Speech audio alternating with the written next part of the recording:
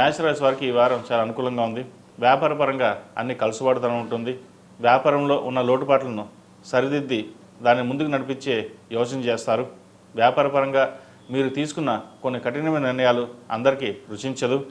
అయితే ఏదైనా సరే నలుగురితో పాటు వెళ్ళాలి, వ్యాపార వృద్ధి చక్కగా చేయాలన్న మీ ఆలోచన ఏదైతే ఉందో అది నెరవేరుతుంది. ఉద్యోగరీత్యా కూడా ఉద్యోగ మార్పు కోసం ప్రయత్నిస్తున్న వారికి ఉద్యోగం లభిస్తుంది. అయితే ఒక 2-3 ఉద్యోగాలు చేద్దాకా వచ్చి చేజారిపోయి అనే భావన ఏర్పడుతుంది. అయితే మంచి ఉద్యోగమే లభిస్తుంది. H1B, PR సంబంధించిన విషయ వ్యవహారాలు కాస్త ఆలస్యం అవుతాయి. వివాహ సంబంధించిన విషయ వ్యవహారాలు ప్రస్తుతం మహాలయ పక్షాలు కాబట్టి వాటిని పక్కన పెట్టి నవరాత్రుల్లో శుభకార్యాలకు సంబంధించిన ఏదైనా ప్రారంభించవచ్చు. విద్యార్థులకు కాలం అనుకూలంగా ఉంది.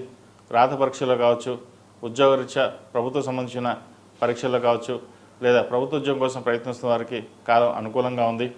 సంతాన సంబంధమైన విషయ వ్యవహారాలు చక్కగా ఉన్నాయి. విదేశీ సంబంధించిన విషయ వ్యవహారాలు చాలా బాగున్నాయి. వైద్య వృత్తిలో ఉన్న వారికి, సాఫ్ట్వేర్ రంగంలో ఉన్న వారికి, construction field, real estate, cosmetics, beauticians ఈ రంగాల వారికి చాలా అనుకూలంగా ఉంది. ద్వితీయ సప్తమాధిపతి అయిన శుక్రుడు చతుర్థంలో ఉన్నారు.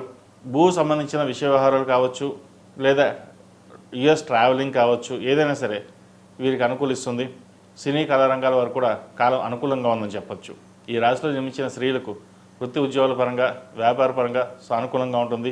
వ్యాపార అభివృద్ధి కోసం మీరు చేసే ప్రయత్నాలు ఏవైతే ఉన్నాయో అవి ఫలిస్తాయి. కష్టే ఫలి అన్నారు పెద్దలు. కష్టం తగిన ప్రతిఫలం లభిస్తుంది. అయితే అప్పుడప్పుడు కాస్త మానసిక ఒత్తిడి కూడా ఎక్కువగా ఉంటుంది. వ్యాపారం ఎటు వెళ్తుందో, ఎలా చేస్తున్నామో సక్రంగా నిర్వర్తించగలమా లేదా అనే భావన ఏర్పడుతుంది. అయితే మీకున్న ధైర్య సాహసాలే మిమ్మల్ని ముందుకు నడిపిస్తుంది. ధైర్యంతో ముందు అడుగు వేయండి, మంచి ఫలితాలు సంప్రాప్తిస్తాయి. వృత్తి ఉద్యోగాల పరంగా సానుకూలంగా ఉంటుంది. ఉద్యోగం మార్పు కోసం చేసే ప్రయత్నాలు ఏవైతే ఉన్నాయో అవి ఫలిస్తాయి. మొత్తం మీద గడిచిన కొన్ని వారాల కంటే కూడా ఈ వారం పర్వాలేదు. వీరికి ఏ నడుస్తుంది నడుస్తున్నందువల్ల పనులు నిదానంగా సాగుతుంటాయి.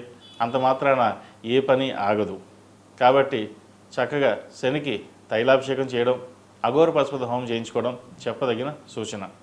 ఈ రాశిలో జన్మించిన వారికి కలిసి వచ్చే సంఖ్య 6, కలిసి వచ్చే రంగు నేవీ బ్లూ.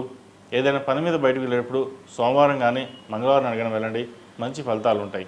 అదేవిధంగా ప్రతిరోజు ప్రతినిత్యం ఓం నమః శివాయ ఒత్తులతో దీపారాధన, అలాగే హనుమాన్ ఒత్తులతో దీపారాధన చేయండి ప్రతిరోజు.